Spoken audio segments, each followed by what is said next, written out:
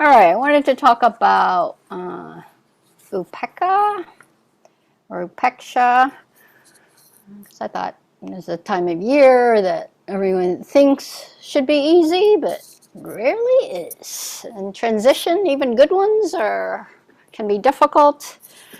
So, of course, Upekkha, I'll just use the Pali word.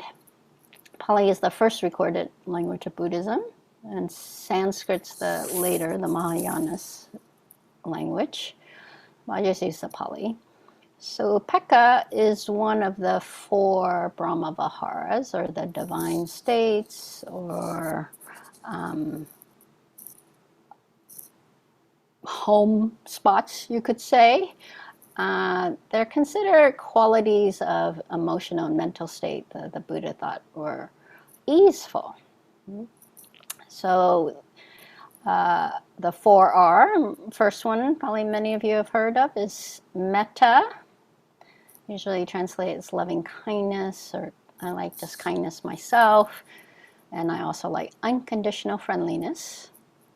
Karuna, compassion, empathy or care, the wish to alleviate suffering. Mudita, often altruistic joy is the translation. I myself like to say inclusive joy. And then Upekkha, usually translated as equanimity. And in the Brahma Viharas, often as a balance of mind. Today, I'm going to make a case that it's resiliency. All right. So I'm not too far off, I don't think, because the etymology in Pali of Upekkha is to look at or to perceive, that's one, to discern rightly or to view justly, and just have a sense of being impartial, as in the ability to hold all equally. So it's a sense of groundedness and centeredness. So here's from Jnana Ponika Thera. Equanimity is a perfect, unshakable balance of mind, rooted in insight. Looking at the world around us and looking into our own heart, we see clearly how difficult it is to attain and maintain balance of mind. Looking into life, we notice how it continually moves between contrasts, rise and fall, success and failure, loss and gain, honor and blame. We feel how our heart responds to all this with happiness and sorrow, delight and despair, disappointment and satisfaction, hope and fear. These waves of emotion carry us up and fling us down. And no sooner do we find rest than we are in the power of a new wave again. How can we expect to get a footing on the crest of the waves? How can we erect the building of our lives in the midst of this ever restless ocean of existence, if not on the island of equanimity? A world where that little share of happiness allotted to beings is mostly secured after many disappointments, failures, and defeats. A world where only the courage to start anew again and again promises success. A world where scanty joy grows amidst sickness, separation, and death. A world where beings who were a short while ago connected with us by sympathetic joy, mudita, are at the next moment in want of our compassion, karuna. Such a world needs equanimity. Does sound a little grim when you say, right? And in some ways, I think,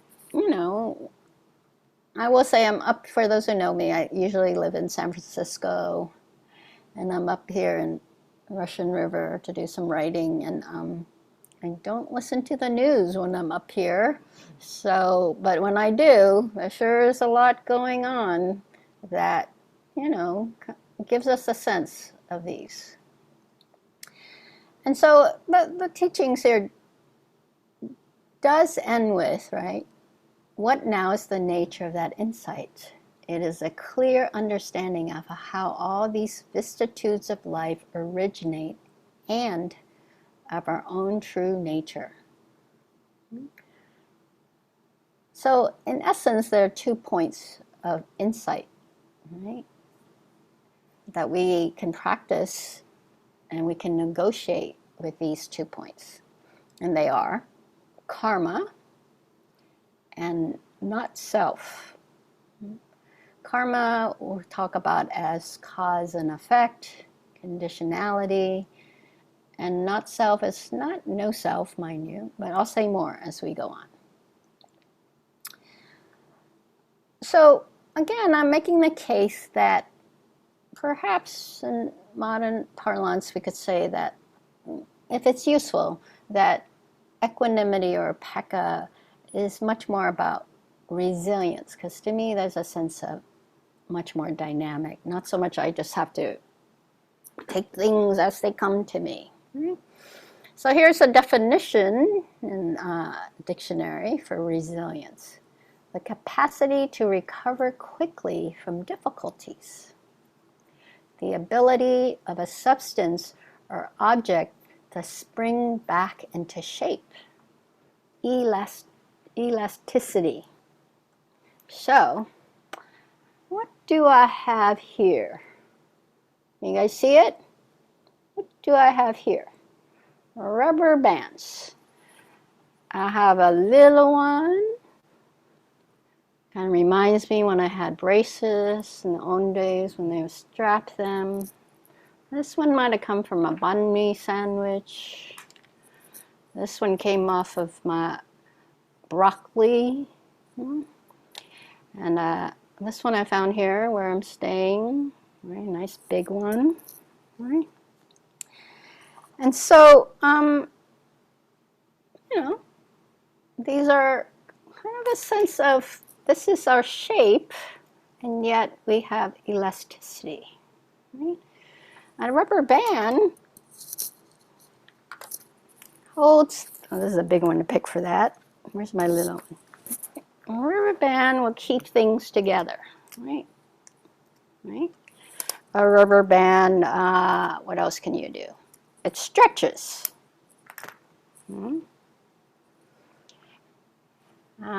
But as a quality, it can be overstretched due to conditions so that it might break.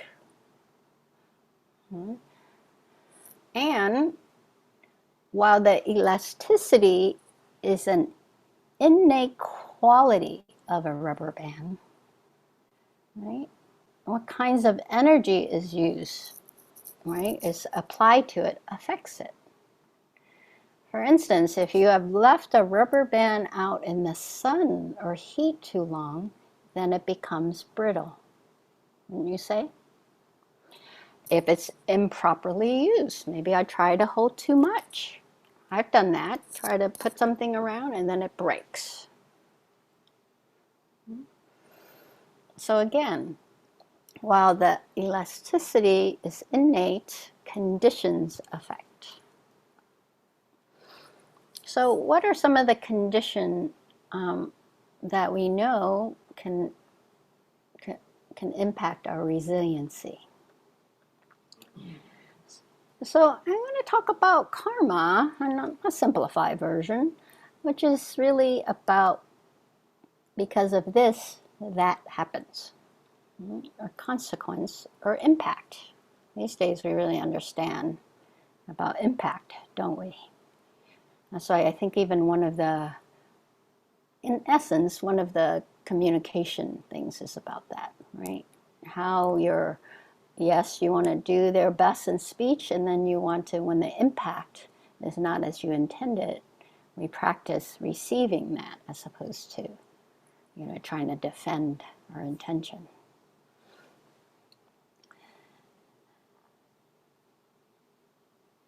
So Audre Lorde from Sister Outsider Essays and Speeches says, "We do not have to romanticize our past in order to be aware of how it seeds our present.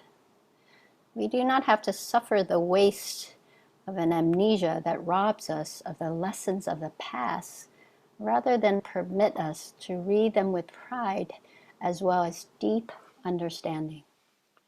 We know what it is to be lied to, and we know how important it is not to lie to ourselves. We are powerful because we have survived, and that is what it's all about, survival and growth." So how to keep the quality of resiliency in good shape could also be to find other shapes that it can take. Look at this. I had been having PT because I had knee trouble. Right? And before this became this, my PT person, it was like on a big roll and then just tie a knot. And now, right? Maybe some of you, now that for many of us, the new year means we want to exercise more. So look, other kinds of rubber bands. So the capacity, right, find other shape it can take, and fully acknowledging what it was and is. So karma is, we don't say, well, it all just me, just this here now.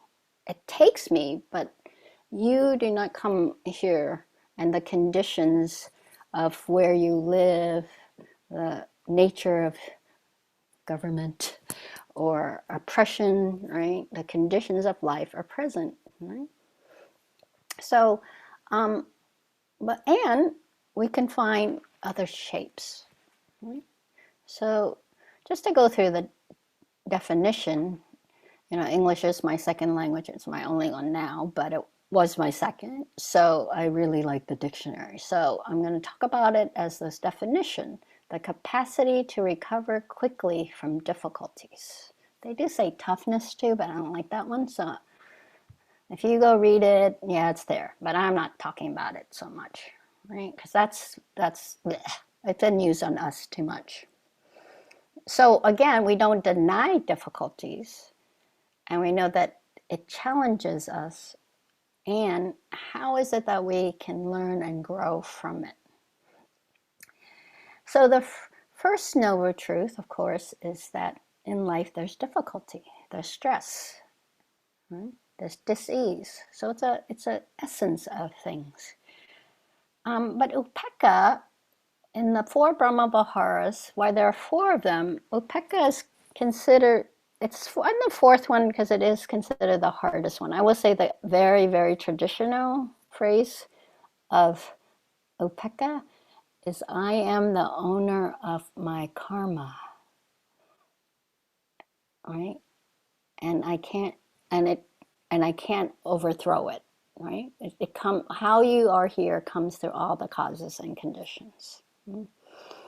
So it is somewhat considered the hardest one. In fact, that's why it's fourth. And at the same time, however, often the four Brahma Viharas are talked about as Upekkha is either as the foundation or the roof of the other three, right? So it either shelters kindness, compassion, and inclusive joy, or it is the base for those. Because from equanimity, you have the most possibility of being able to connect to those in a pure way, as in there are no self-referencing, right? And by that I just mean like there's no, I'll scratch your back if you scratch my back kind of thing. Just very freely given, as I like to put it, in the meditation. So the traditional, again, is, I gave you my version of the traditional, right? May you or I or we accept things just as they are, and may we see things clearly.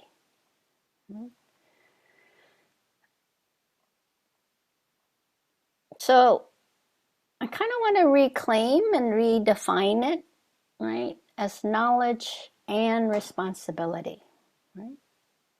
So we acknowledge what was, and we have agency, both personal and collective, to create what can be. So groundedness or centeredness, from meditation, from awareness, from knowing what's in our body, heart, and mind now for ourselves. So empowerment, other empowerment, so with others, like an uplifting.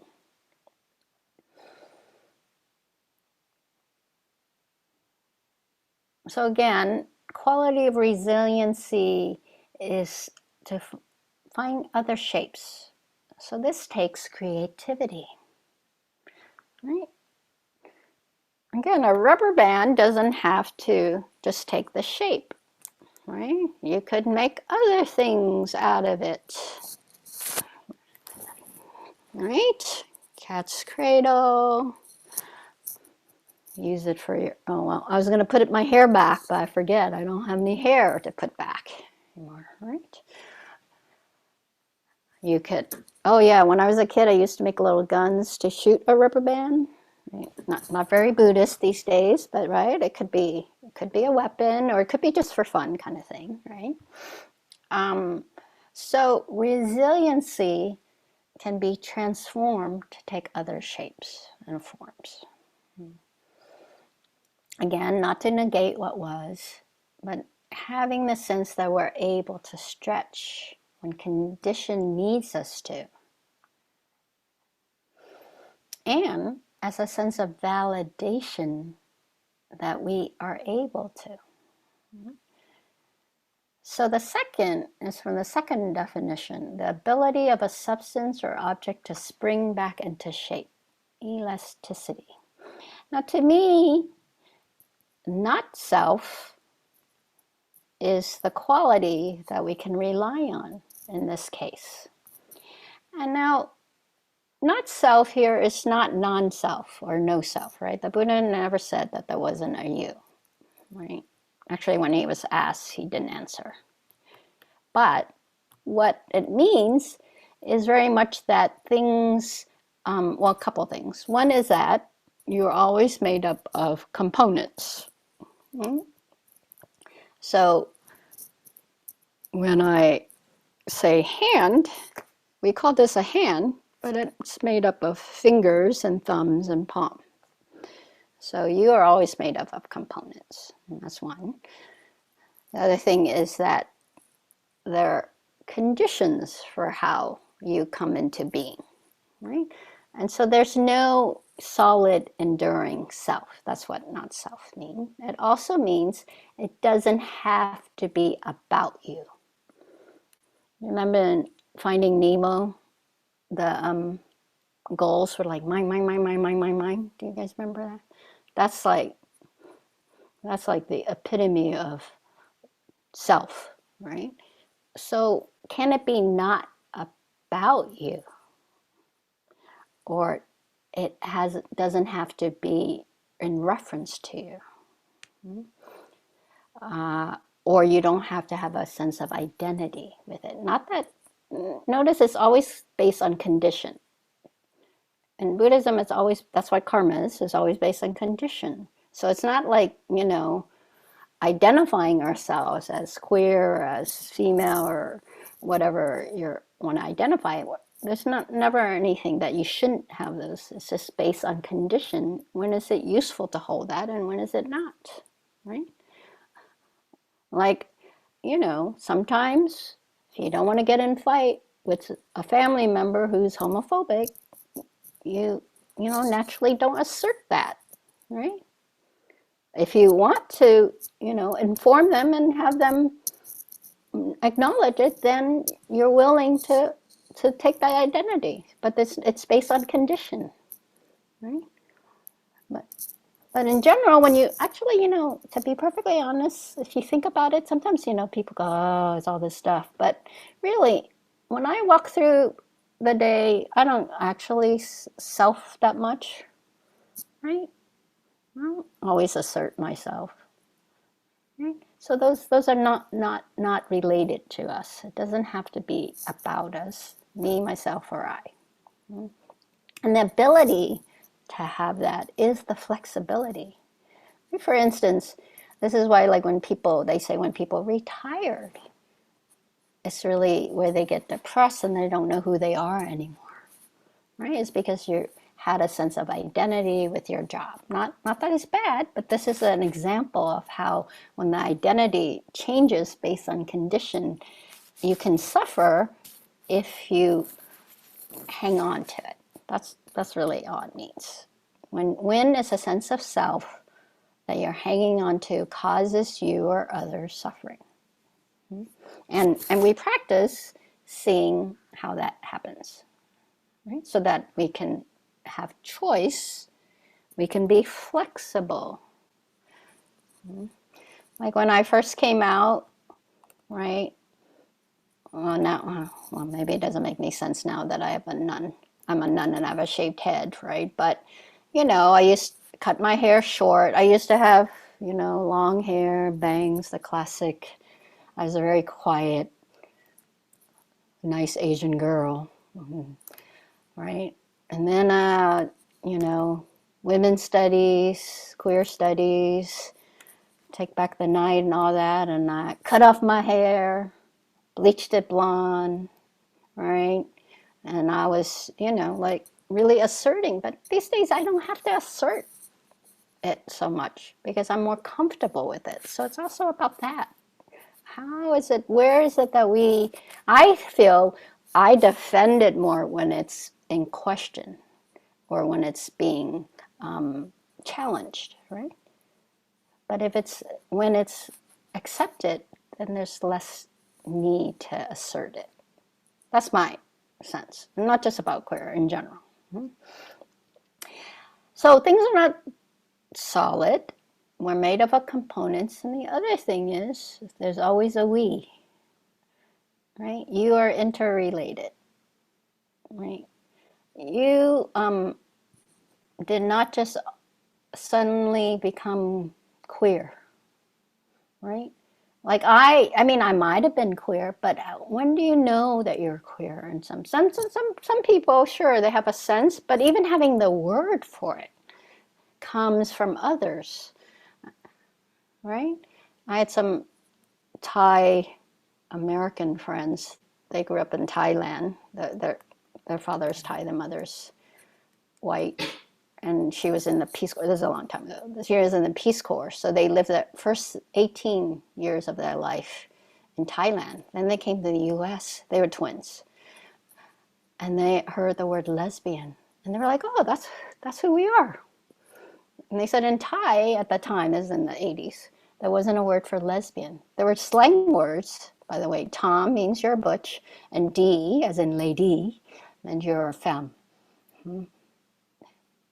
But those were just like slangs that they didn't associate with themselves. But when they heard the word lesbian, they were like, oh, that's us.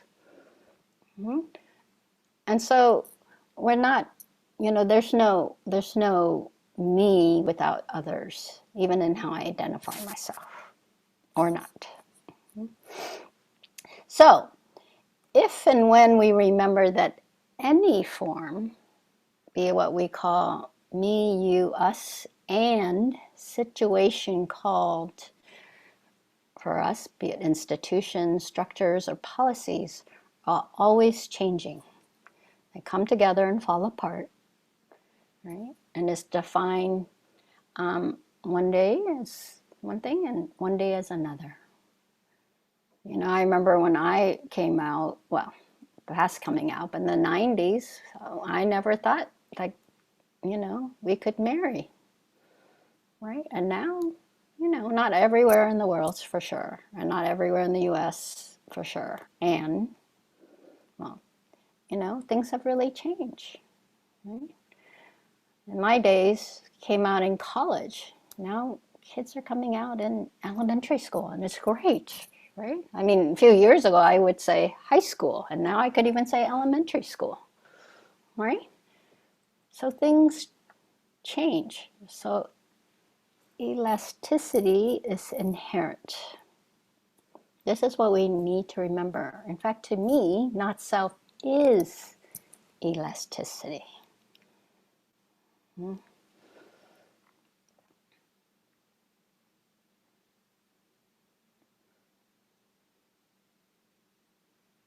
Oh yeah, there's a note to myself. Do you remember when, so, just for fun, how we can connect. Let's see if I can do this. Remember when you used to make those, at least in Vietnam and Thailand, we would make, you connect your rubber bands to make to make something that you can, well, we used to play where you hold it and then you have to go under it without being tapped or jump over it. Did anyone play that game? So we play in Asia, right? All right, Grace Lee Boggs from the Next American Revolution, Sustaining Activism for the 21st Century. She says, our challenge as we enter the new millennium is to deepen the commonalities and the bonds between these tens of millions, while at the same time continuing to address the issues within our local communities by two-sided struggles that not only say no to the existing power structure, but also empower our constituencies to embrace the power within each of us to create the world anew. By the way, here's from the American Psychological Association on how to build your resilience.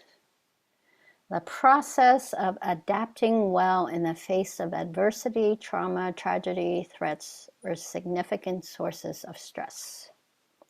While certain factors might make some individual more resilient than others, resilient isn't necessarily a personality trait that only some people possess.